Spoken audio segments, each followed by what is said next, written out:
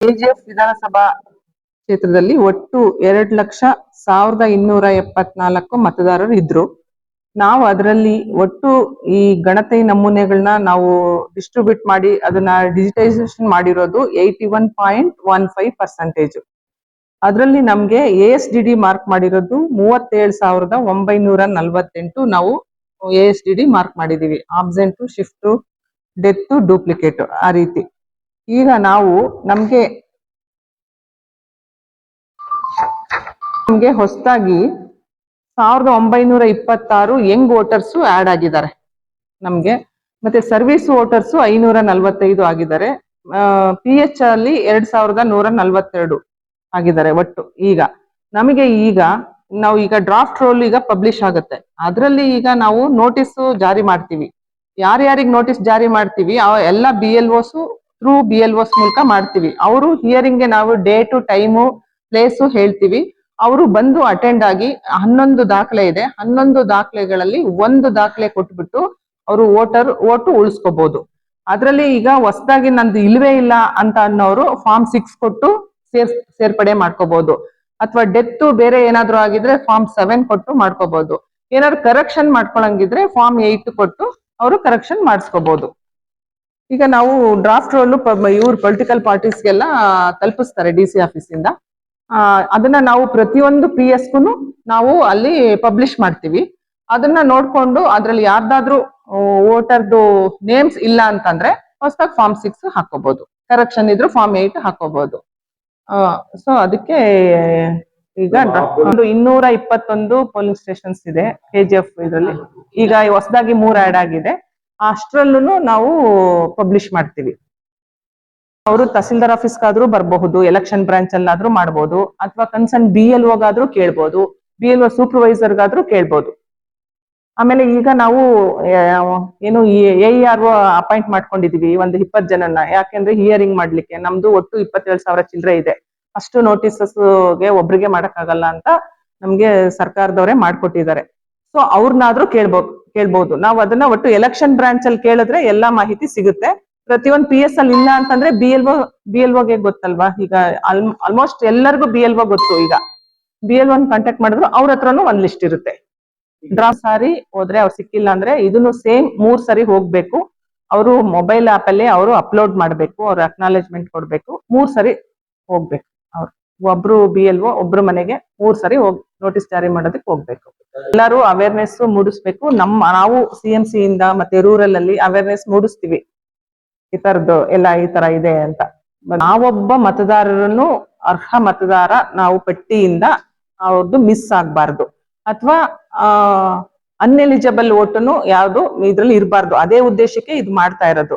ಪ್ರತಿಯೊಬ್ರು 18 ಆಫ್ಟರ್ 18 ಯಾರ್ಯಾರಿದ್ದಾರೆ ಅವ್ರದ್ದೆಲ್ಲಾನು ಇದರಲ್ಲಿ ಸೇರಿಸ್ಕೋಬೇಕು. 40 days. Details ಎಲ್ಲ ಹೇಳಿದ್ದಾರೆ. ಅಂದ್ರೆ ಫಿಗರ್ಸ್, ಸ್ಟಾಟಿಸ್ಟಿಕ್ಸ್ ಎಲ್ಲ ನಿಮ್ಗೆ ಗೊತ್ತಾಗಿದೆ. 81.15% ನಾವು ಡಿಜಿಟಲೀಕರಣ ಮಾಡಿದ್ದೀವಿ. ಇದರಿಂದ ಆಚೆ ಉಳಿದಿರುವಂತಹ ಮತದಾರರು ಅವರ ಹೆಸರನ್ನ ನಮ್ಮ ಮತದಾರ ಪಟ್ಟಿಯಲ್ಲಿ ಸೇರ್ಪಡೆ ಮಾಡ್ಕೊಳ್ಬೇಕು ಅಂದ್ರೆ ಫಾರ್ಮ್ 6 ಕೊಡಬಹುದು. ಅದಕ್ಕೆ ಬೇಕಾಗಿರುವಂತಹ ಏಜ್ ಮತ್ತೆ ಅಡ್ರೆಸ್ ಪ್ರೂಫ್ಗೆ ಬೇಕಾಗಿರುವಂತಹ ದಾಖಲೆಗಳನ್ನ ನಾವು ಹೇಳಿದ್ದೀವಿ ಮತ್ತೆ ಪ್ರಚುರಣ ಪಡಿಸ್ತೀವಿ ನಿಮಗೆ. ಸೊ ಅದರಲ್ಲಿ ಯಾವ್ದಾದ್ರು ಒಂದು ದಾಖಲಾತಿಗಳನ್ನ ನೀವು ಏಜ್ಗೆ ಪ್ಲಸ್ ಒಂದು ನೀವು ಅಡ್ರೆಸ್ ಪ್ರೂಫ್ಗೆ ಅಂತ ಒಂದು ಕೊಟ್ಟು ನೀವು ನಿಮ್ಮ ಹೆಸರನ್ನ ಮತ್ತೆ ನೀವು ಮತದಾರ ಪಟ್ಟಿ ಫೈನಲ್ ರೋಲ್ ಅಲ್ಲಿ ನಿಮ್ಮ ಹೆಸರನ್ನ ಎನ್ರೋಲ್ ಮಾಡ್ಕೊಳ್ಬಹುದಾಗಿರುತ್ತೆ. ಸೊ ಇದರಲ್ಲಿ ಏಜ್ಗೆ ಬಂದು birth certificate, Aadhaar card, PAN card, DL ಅಥವಾ ಕ್ಲಾಸ್ 10 or 12 ನಮ್ಮ ಸರ್ಟಿಫಿಕೇಟ್ಸ್ ಅಥವಾ passport or any other document related to proof of age.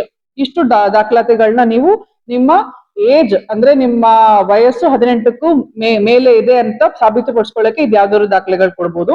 ತದನಂತರ ಅಡ್ರೆಸ್ ಪ್ರೂಫ್ಗೆ ನಿಮ್ಮ electricity bill or gas connection bill, Aadhaar card, passbook of any nationalised bank, Indian passport or any pahani or any land owning record, ಅಥವಾ sale deed, rent, lease, ಮನೆಯದು ನಿಮ್ಮ lease deed, ಆ ತರದ್ದು documents ನ ನೀವು ಪ್ರೊಡ್ಯೂಸ್ ಮಾಡ್ಕೊಳ್ಬಹುದಾಗಿರುತ್ತೆ.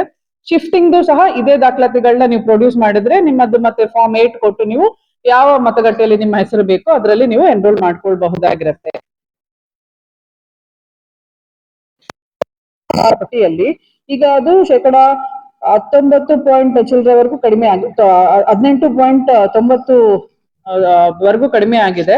ಅದರಲ್ಲಿ ಉಳಿದಿರುವಂತಹ ಮತದಾರರು ಈಗ ನಮಗೆ ತುಂಬಾ ಪ್ರಮುಖವಾಗಿ ನಾವು ಟಾರ್ಗೆಟ್ ಮಾಡ್ಬೇಕಾಗಿ ಬರುತ್ತೆ. ASDDO ಅಲ್ಲಿ ಉಳ್ಕೊಂಡಿರೋರು ಯಾರಾದ್ರೂ ಇದರಲ್ಲಿ ಬರಬಹುದಾ, ನಮ್ಮ ಆಬ್ಸೆಂಟಿ ವೋಟರ್ಸ್ ಇದರಲ್ಲಿ ಆಡ್ ಮಾಡ್ಕೊಳ್ಬಹುದಾ ಅಂತ. ಮತ್ತೆ ನೋ ಮ್ಯಾಪಿಂಗ್ ನಲ್ಲಿ ನಾವು ಅಂದಾಜು ಒಂದು 10,000ಕ್ಕೂ ಮೇಲೆ ಇದ್ದಾರೆ.